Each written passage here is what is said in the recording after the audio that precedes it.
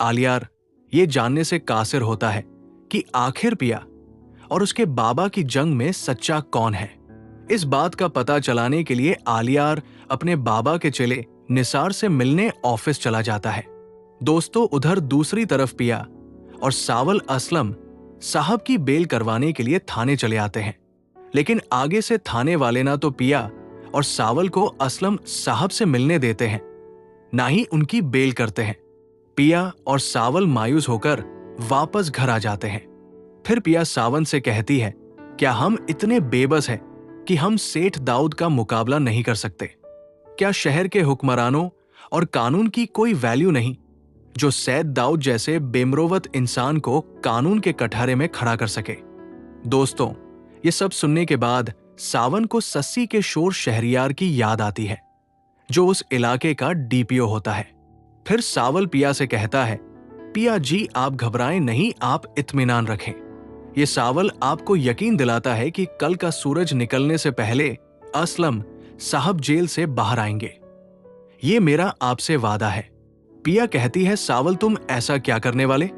सावल कहता है, पिया जी मेरा एक है जाने वाला जिसका हाथ बहुत ऊपर तक जाता है, वो हमारी बात जरूर सुनेंगे। पिया को सावल की इन बातों से तसल्ली मिलती है।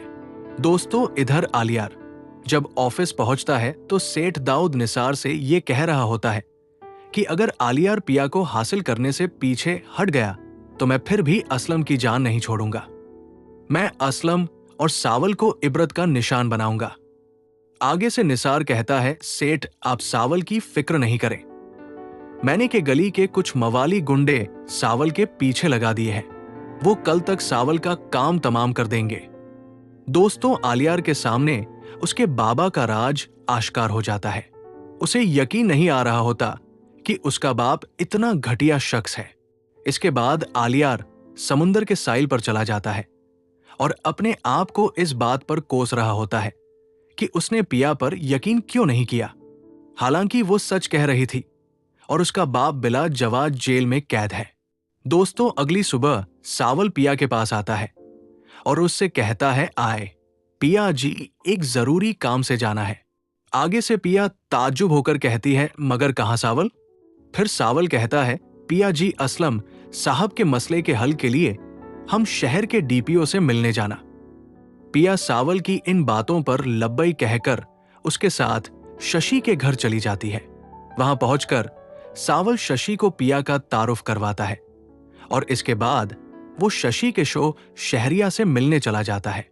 इसके बाद सस्सी और पिया एक दूसरे से बातें कर रही होती है। शशि पिया से कहती है कि सावल मेरे पास किसी आम शख्स के लिए कभी भी नहीं आया, तुम उसके लिए बहुत खास हो और मुझे लगता है कि वह तुमसे मोहब्बत करता है। आगे से पिया कहती है, मैं आपकी बात से इत्तेफाक करती हूं, मगर यही सवाल मैं आपसे पूछूं कि वो आपके ही पास क्यों आया? आगे से सस्सी खामोश हो जाती है। दोस्तों, इसके बाद सावल आ जाता है। सावल सस्सी का शुक्रिया अदा करता है और वो पिया को साथ लेकर घर के लिए वापस निकल रहा होता है। इधर से जब सावल और पिया घर के लिए जा रहे होते हैं तो फिर अचानक से दो मोटर बाइक वाले आते हैं और सावल के बाजू पर फायर कर देते हैं। पिया ये सब देखकर हैरान रह जाती है। सावल जख्मी हालत में गाड़ी को रोक लेता है और इसके बाद वो बेहोश हो जाता है। इसके बाद पिया सावल को हॉस्पिटल ले जाती है। ज्यादा खून बह जाने की वजह से सावल की हालत क्रिटिकल हो जाती है और इन सब के पीछे पिया अपने आप को कसूरवार ठहरा रही होती है। दोस्तों, वीडियो अच्छी लगी हो तो लाइक कर देना, साथ में चैनल को जरूर सब्सक्राइब कर देना। मजीद ऐसी वीडियो को देखने के लिए हमारे चैनल को सब्सक्राइब करें।